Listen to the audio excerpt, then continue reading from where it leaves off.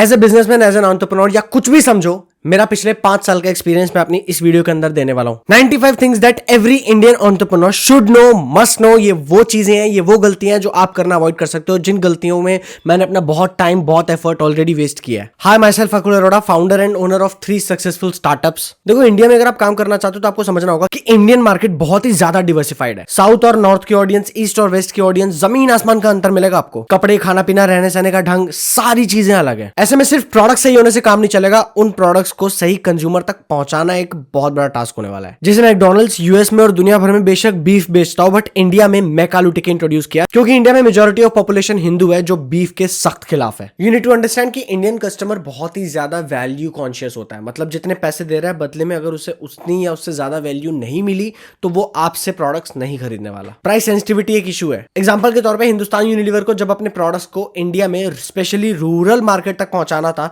तो उसने बड़े बड़े शैम्पू, सोप या उन सब की बॉटल्स की फुल पैकेजिंग के बजाय छोटे छोटे सैशे इंट्रोड्यूस किए, 1-1, 2-2 रुपए वाले, जो रूरल एरिया की पॉकेट पे भी ज्यादा भारी नहीं पड़ा। इंडिया में हर जगह चलता है जुगाड़। एक बार अगर कोई चीज टूट जाती है तो उसे फेंका नहीं जाता, बल्कि उसे रिपेयर करके उसे अलग अलग तरीके से यूज किया जाता है। घर में जब नई टी शर्ट आती है ना, तो पहले उसे बड़ा बेटा पहनता है, उसके बाद पुरानी हो जाती है तो छोटा बेटा पहनता है, उसके बाद उसको टेबल साफ करने के लिए यूज किया जाता है, उसके बाद पोछा मारने के लिए यूज किया जाता है, और तब जाकर उसको फेंका जाता है। इसे कहते हैं रिसोर्सफुलनेस और इनोवेशन। हर प्रॉब्लम का कोई ना कोई क्रिएटिव सोल्यूशन निकाला जाता है। आपको अपने प्रोडक्ट और बिजनेस की मार्केटिंग कुछ इस तरीके से करनी होगी जो इंडियंस के इस नेचर के साथ प्रॉपरली मेल खाए। इंडिया में डिजिटाइजेशन रॉकेट की स्पीड से भाग रहा है, स्पेशली थैंक्स टू मोटा भाई। जब से जियो इंट्रोड्यूस हुआ है तब से रिक्शा वाले से लेकर एक भिखारी तक के पास आपको स्मार्टफोन मिल जाएगा। ऐसे में जरूरी है कि आपका बिजनेस अगर ट्रेडिशनल भी है तो भी उसकी मार्केटिंग या उसकी डिजिटल प्रेजेंस सोशल मीडिया पे या ऑनलाइन जरूर हो। इसमें कुछ भी शॉकिंग नहीं है कि पिछले 5 साल के अंदर fintech, edtech, health tech, insurance tech, सब कुछ टेक के ऊपर बेस्ड है। रूरल इंडिया एक ऐसा अनटैप्ड मार्केट है जिसको बहुत ही कम कंपनीज टच कर पाई हैं, पर जिसने टच किया उसने अच्छा पैसा बनाया है और आगे भी बनाएगा। प्राइम एग्जांपल है जियो का। रूरल इंडिया तक पहुंचा, फ्री में हर घर तक पहुंचा। सारे ओटीटी प्लेटफॉर्म्स पेड मॉडल लेके आए थे जहां पर आपको कोई भी चीज देखनी है तो आपको पैसे पे करने होंगे, बट जियो सिनेमा इंट्रोड्यूस किया स्पेशली रूरल एरिया के लिए या एक लो इनकम ग्रुप के लिए, जिससे मल्टीपल स्ट्रीम्स ऑफ इनकम खोली जा सके। जो इंसान पैसा दे सकता है वो मेंबरशिप पे करके विदाउट एड्स अपनी वेब सीरीज या ओटीटी शोज या मूवीज एंजॉय कर सकता है, और जो इसे फ्री में देखना चाहता है वो इंसान को हम कंपनीज के एड्स दिखाकर कंपनी से पैसा बना सकते हैं। अपने किसी भी प्रोडक्ट, सर्विस, बिजनेस के अंदर अगर आप एक छोटा सा सोशल कॉज ऐड कर दो ना जो कि इन्वायरमेंट फ्रेंडली हो। बहुत सारे ऐसे फूड बिजनेसेस हैं जिन्होंने इन्वायरमेंट फ्रेंडली पैकेजिंग को इंट्रोड्यूस किया है। प्लास्टिक को हटाकर पेपर बैग्स लेके आए, पेपर पैकिंग लेके आए, पेपर स्ट्रॉज लेके आए, बिकॉज इंडिया में सस्टेनेबिलिटी वाला कंसर्न भी बहुत तेजी से बढ़ रहा है। ऐसे में ये छोटा सा सोशल कॉज ऐड करना आपकी कंपनी के लिए बहुत ज्यादा लॉन्ग टर्म में प्रॉफिटेबल साबित होगा। अभी बहुत सारे लोग सवाल पूछते हैं कि अगर आप कंपनी शुरू करनी है तो क्या मैं सोल प्रोप्राइटर शुरू करूं या एलएलपी शुरू करूं या पार्टनरशिप फर्म हो, कौन सी फर्म हो। नाउ ये चीज चूज करना आपके लिए सबसे ज्यादा जरूरी है। अगर आप बहुत छोटे से शुरुआत कर रहे हो तो एज ए सोल प्रोप्राइटर शुरू कर सकते हो।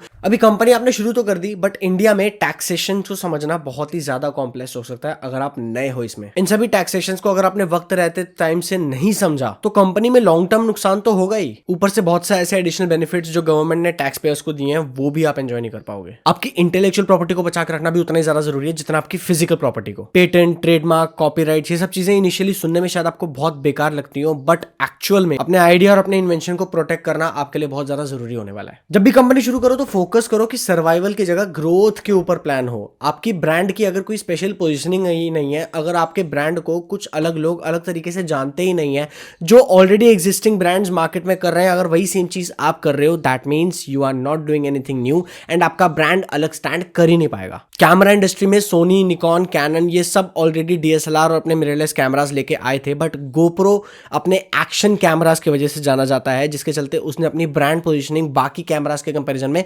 अलग करी। तो फोकस करो कि आपको अपना स्ट्रॉन्ग ब्रांड किस तरीके से बिल्ड करना है। अल्टीमेटली गेम चेंज तब नहीं होता जब आप अपना पहला प्रोडक्ट या सर्विस किसी को बेच देते हो। अल्टीमेटली गेम तब चेंज होता है जब आपकी आफ्टर सेल सर्विसेज यानी कि आपकी कस्टमर सर्विस में भी दम होता है। पूरे तरीके से उस पर डिपेंड करता है कि आपका कस्टमर दोबारा रिपीटेडली आपके पास आएगा या नहीं आएगा। दुनिया की कोई मार्केटिंग टेक्निक, टैक्टिक आपके लिए वो काम नहीं कर सकती जो काम वर्ड ऑफ माउथ करता है, और वो तभी आता है जब कस्टमर आपको लेकर लॉयल हो एंड सच में आपकी सर्विस से सेटिस्फाई हो। आपके कोई सर्टिफिकेट, आपकी कोई ग्रेजुएशन, आपकी कोई पढ़ाई, आपकी कोई मेहनत, कोई भी चीज आपको शायद वहां ना पहुंचा पाए जहां पर आपको आपकी नेटवर्किंग स्किल्स पहुंचा सकती है। सिर्फ उस रूम में रहना जिस रूम में बाकी और ऐसे लोग हैं जो आपको वहां पहुंचाने का दम रखते हैं, ये अपने आप में एक बहुत बड़ा स्किल है। आपके पास दो ऑप्शन हो सकते हैं, या तो आप अपने पास्ट में हुए फेलियर्स को लेकर के रोते रहो, वहां पर बैठे रहो कि अरे यार ये मेरे साथ तो गलत हो गया, मेरे साथ बुरा हो गया, या फिर उन फेलियर्स से लेसन लेकर आप फ्यूचर में इंप्रूव कर पाओ। स्पेसिफिकली अगर इंडिया की बात की जाए तो गवर्नमेंट ऑलरेडी ऐसे बहुत सारे इनिशिएटिव्स लेके आ चुकी है स्टार्टअप इंडिया के ऊपर बेस्ड पूरे तरीके से,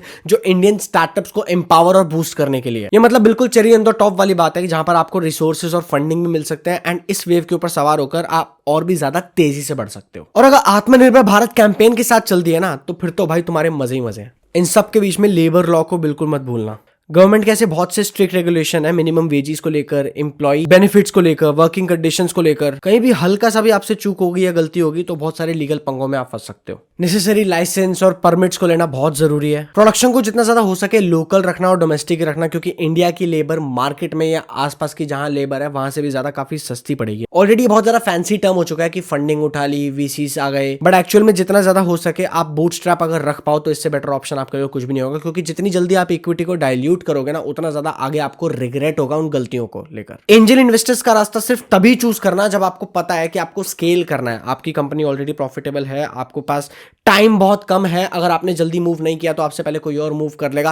that is the main situation जहां पर आपको सच में एंजल इन्वेस्टर की जरूरत है। और अगर बड़ी बड़ी इन्वेस्टमेंट उठानी है तो आपको इंडिविजुअल इन्वेस्टर्स के पास तो जाने की वैसे भी जरूरत नहीं है। बहुत सारी ऐसी वीसी फर्म्स हैं, कंपनीज हैं जो आपको बड़ी इन्वेस्टमेंट्स भी देती हैं। इनसे इन्वेस्टमेंट मिलना थोड़ा मुश्किल होता है, बट यस अगर क्रैक कर लिया। इसके अलावा क्राउड फंडिंग आपके लिए एक बहुत सही ऑप्शन हो सकता है। अगर आपको बहुत सारे लोगों से थोड़ा थोड़ा अमाउंट लेना है, सोशल मीडिया का सही से स्मार्टली यूज करो एंड क्राउड फंडिंग का यूज करके कम टाइम में बहुत सारे लोगों से बहुत अच्छे खासे फंड्स रेज करो। गवर्नमेंट ने भी बहुत सारी ऐसी स्कीम्स इंट्रोड्यूस कर रखी हैं आपकी फंडिंग के लिए, जो कम इंटरेस्ट पे आपको लोन दे सकते हैं, स्पेसिफिकली वुमेन एंटरप्रेन्योरशिप को प्रमोट करने के लिए या फिर SC/ST सेक्टर को आगे बढ़ाने के लिए। बैंक लोन्स आपके लिए वन ऑफ दिस ऑप्शन हो सकता है। इसको मैं बहुत अच्छा ऑप्शन नहीं मानूंगा, बट यस ये ऑप्शन भी आप कंसिडर कर सकते हो अगर आपके पास और कोई ऑप्शन नहीं है तो। Term loan, working capital loan, SME loan. Early stage के अंदर बहुत सारे लोग इस चीज को इग्नोर करते हैं, जिसके चलते आगे चल के उन्हें बहुत ज्यादा नुकसान होता है। बिजनेसमैन ज्यादातर बैलेंस शीट के अंदर ही फंस के रह जाते हैं, जहां पर उन्हें बड़ा बड़ा प्रॉफिट दिख रहा होता है, बट जब बात कैश की होती है तो उनके हाथ में नहीं होता है। स्पेसिफिकली अगर आप बूटस्ट्रैप हो और आपको सर्वाइवल करना है अपने कंपनी का, तो आपके हाथ में कैश होना और रनिंग कैश होना बहुत जरूरी है। वरना एक वक्त ऐसा आएगा जब आप डेट में फंस जाओगे पूरे तरीके से और आपका बिजनेस कोलैप्स हो जाएगा। टेक्नोलॉजी को लीवरेज करना, वो भी एफिशिएंटली, ये भी एक स्किल है जो आपको सीखना होगा। अकाउंटिंग, मार्केटिंग, CRM, ये सारे ऐसे कोर ऑपरेशंस है जिसकी आपको बहुत जरूरत पड़ने वाली है। अगर खुद ऐसे टेक सेवी नहीं भी हो तो कम से कम ऐसे लोगों से कनेक्ट करो जिनको टेक की नॉलेज है, जिनसे आप सर्विस आउटसोर्स कर सको। डेटा एनालिटिक्स की पावर का यूज करो।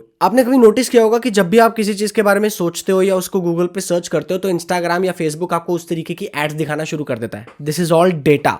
इंस्टाग्राम को या सोशल मीडिया को, स्पेशली जुक्कू भाई को पता है कि आपको एग्जैक्टली क्या चाहिए और अभी आप क्या ढूंढ रहे हो। This is the power of data, जिसको आप हार्नेस कर सकते हो अपने बिजनेस के अंदर भी, ताकि आप सामने वाले को वो चीज दिखा पाओ जो सच में वो देखना चाहता है। इससे आप कस्टमर बिहेवियर को अच्छे से समझ पाओगे, डिसीजन मेकिंग आपकी और ज्यादा इंप्रूव हो जाएगी। प्लस प्रोडक्ट और सर्विस के अंदर भी आप कस्टमर के अकॉर्डिंग टाइम रहते चेंजेस कर पाओगे। कस्टमर के ओवरऑल एक्सपीरियंस को बढ़ाने के लिए AI और मशीन लर्निंग का यूज करना अब आपके लिए मैंडेटरी है, it's not a choice. Cyber security को बिल्कुल इग्नोर मत करना, टाइम रहते सही टूल्स का इस्तेमाल जरूर करना, ताकि आप अपने बिजनेस और कस्टमर के डेटा को ऑनलाइन जितने भी थ्रेट है उन सबसे बचा पाओ। आपके बिजनेस के लिए social media marketing, SEO, content marketing उतना ही ज्यादा जरूरी है जितना आपके लिए सांस लेना। अगर आपका गलती से भी ये प्लान है कि आप एक अलग एज ग्रुप को टारगेट करने वाले हो जिसका सोशल मीडिया से ज्यादा लेना देना नहीं है, तो आपके लिए जो ट्रेडिशनल मार्केटिंग के चैनल्स हैं वो काम आ सकते हैं, जैसे टीवी, न्यूज़पेपर, रेडियो, पैम्पलेट्स। क्योंकि आज की डेट में जब भी एक मिडिल एज इंसान घर पे जाता है तो वो यूट्यूब चालू करने से पहले घर का टीवी चालू करता है। नोटिस करना, हर एक ब्रांड अपने आप में एक कहानी कहता है। आपकी क्या कहानी है आपके ब्रांड की, वो अगर आपने सही से कम्युनिकेट कर दिया आपकी ऑडियंस तक, तो आपका आधे ज्यादा काम वहीं कंप्लीट हो गया। नोटिस करना, आप डव के जितने भी एड्स होते हैं वो सब एड्स के अंदर कहानी ही कहानी है, जहां एक माँ अपना रॉ एक्सपीरियंस शेयर कर रही होती है कि कैसे उसकी स्किन जो है वो और ज्यादा फ्लॉलेस हो गई। वहां बहुत ज्यादा ओवर हाइप्ड प्रॉमिसेस नहीं किए जाते, बहुत ज्यादा ऐसी इम्पॉसिबल अजीबोगरीब चीजें नहीं बताई जाती कि आप गोरे हो जाओगे एंड ऑल। बिल्कुल रॉनेस को टच करके, एकदम नेचुरल चीज को छूकर। इनफैक्ट डव सोप का जो टच और फील है ना, वो भी काफी हद तक नेचुरल चीज को दिखाता है। वो कितना नेचुरल है इसके बारे में बात नहीं कर रहा हूं मैं, बट उसकी ब्रांड स्टोरी टेलिंग जो है वो एकदम क्लियर है कि बहुत ज्यादा फैंसी नैरेटिव हम सेट नहीं करेंगे। अपने पोटेंशियल कस्टमर्स के साथ जितना अच्छे से आप रिलेशन बिल्ड कर सकते हो उतना ज्यादा स्ट्रॉन्ग आप अपना बिजनेस बिल्ड कर सकते हो। अब अगर हायरिंग प्रोसेस की बात की जाए तो सबसे पहले तो A ग्रेड अच्छे एम्प्लॉय को हायर करना is the most important thing. आपके लिए बहुत ज्यादा महंगा पड़ेगा वो एम्प्लॉय जो बहुत ज्यादा सस्ते में मिल गया। तो आपका फोकस ये होना चाहिए कि आप सबसे बेस्ट एम्प्लॉय को हायर करने के बजाय सबसे राइट एम्प्लॉय, राइट चॉइस, जो आपके लिए परफेक्ट है, जो आपकी कंपनी के कल्चर के साथ मेल खाता है, जो कंपनी के गोल्स और पर्पस को फुलफिल कर रहा है। देन उस एम्प्लॉय की ट्रेनिंग और उसके एजुकेशन में कोई कमी मत छोड़ो। कोशिश करो कि एक पॉजिटिव और एक सपोर्टिव वर्क एनवायरनमेंट क्रिएट कर पाओ उसके अराउंड। हर जगह पे जो गलतियां गिनवाने की आदत है ना, ये आपने ये गलत किया, अरे तूने ये गलत कर दिया, तूने तो ये गड़बड़ कर दी, नुकसान कर दिया, इसकी बजाय जब भी कोई कुछ अच्छी चीज कर रहा है आपके एम्प्लॉय,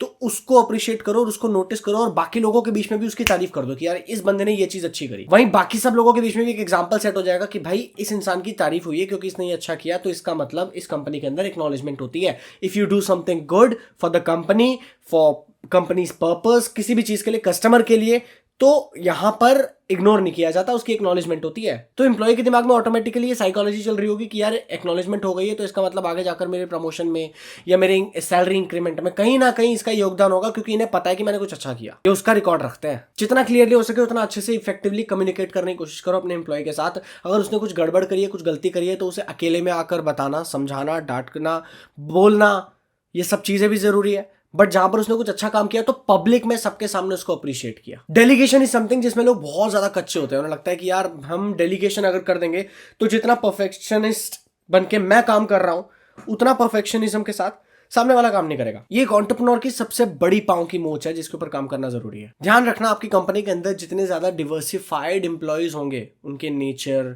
उनका सोचने का तरीका, वो जिस बैकग्राउंड से हैं, ये जितना ज्यादा डिवर्सिफाइड होगा उतना आपकी कंपनी के लिए अच्छा होगा, क्योंकि उतना ही ज्यादा लार्जर पर्सपेक्टिव आपकी कंपनी के कल्चर के अंदर आएगा, आपकी कंपनी में लोगों के अंदर आएगा। बहुत सारे लोग ये सोचते हैं कि हमें तो बहुत ज़्यादा हाई ऑप्टिमिस्टिक एम्प्लॉयज़ की ही ज़रूरत है, बट नहीं, आपको काफ़ी हद तक ऐसे रियलिस्टिक सोच रखने वाले, पेसिमिस्टिक नहीं बट रियलिस्टिक, एकदम रियल ग्राउंड के ऊपर बात करने वाले लोगों की भी जरूरत है। अगर एक एम्प्लॉय ए पर्सपेक्टिव से देखता है चीजों को, तो एम्प्लॉय बी पर्सपेक्टिव से देखे, एम्प्लॉय सी पर्सपेक्टिव से देखे, ताकि आपको हर एंगल से किसी भी प्रॉब्लम का सोल्यूशन निकालने की आदत हो। कल को अगर कोई ऐसी प्रॉब्लम भी आती है जो आपकी कंपनी ने कभी फेस नहीं करी, तो उसको भी अलग अलग एंगल से देखकर उसका सोल्यूशन निकालने की जो पोटेंशियल है वो तभी डेवलप हो पाएगी। कंपनी का एक रूल बना दो कि go to extra mile, over deliver, under deliver नहीं, ओवर डिलीवर।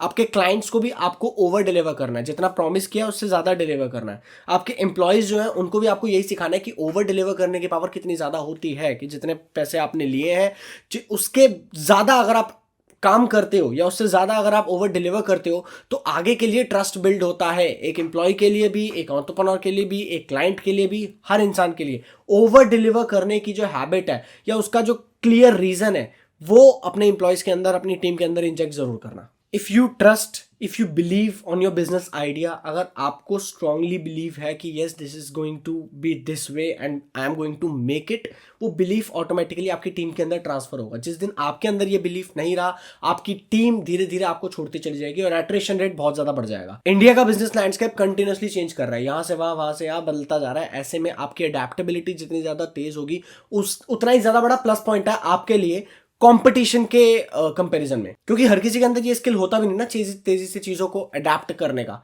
तो अगर आपके पास है, that is an extra edge for you. छोटे छोटे रिस्क लेने की आदत डालनी पड़ेगी, लर्निंग और फीडबैक को लेकर ऊपर आना पड़ेगा, वर्क लाइफ बैलेंस ठीक से मैनेज करना होगा। When you are into business, when you are into entrepreneurship, आपको ऐसे बहुत सारे प्रोफेशनल लोग मिलेंगे, लॉयर, अकाउंटेंट्स, कंसल्टेंट्स, आपको ये सब लोग मिलेंगे एंड इन सबसे एडवाइस लेना ये आपके लिए बहुत ज्यादा अच्छा साबित हो सकता है। इसमें ना बहुत लोगों की ईगो बीच में आ जाती है कि अरे मैं कैसे एडवाइस लूं, मैं कैसे सामने वाले को वल्नरेबल दिख जाऊं कि मुझे ये नहीं पता, मैं ये नहीं जानता। नहीं भाई, नो नो, कोई बात नहीं। सामने वाले को टेम्परेरीली अगर ऐसा फील हो भी जाता है कि वो सुपीरियर है और वो सिखाने की पोजीशन में आ जाता है, there is nothing wrong in it, क्योंकि बहुत सारे ऐसे आने वाले पंगों से आप बच सकते हो अगर आपने कॉन्शियसली इन एडवाइसेस को माना और एक अच्छे रिलेशंस बिल्ड किए इन प्रोफेशनल्स के साथ। कर्व से आगे रहने के लिए इंडस्ट्री ट्रेंड्स के साथ अपडेटेड जरूर रहना। स्विगी इस पे खासकर फोकस करता है। हर रील के ऊपर आपको जहां पे भी स्विगी से रिलेटेड कुछ बातचीत होगी, फूड से रिलेटेड कुछ बातचीत होगी, वहां पर कमेंट्स में आ जाता है स्विगी। इनकी सोशल मीडिया टीम इतनी ज्यादा स्ट्रांग है, इसके साथ आदत डालो छोटी से बड़ी जितनी भी अचीवमेंट्स है ना, उनको छोटी छोटी तरीके से सेलिब्रेट करने की, कैसे भी, चाहे छोटी हो चाहे बड़ी हो, आपकी टीम के साथ सेलिब्रेट करोगे, कैसे पॉजिटिव एटमॉस्फेयर क्रिएट होगा ना आपकी पूरी टीम के बीच में, एक होमली फीलिंग इंजेक्ट हो जाएगी पूरी टीम के अंदर।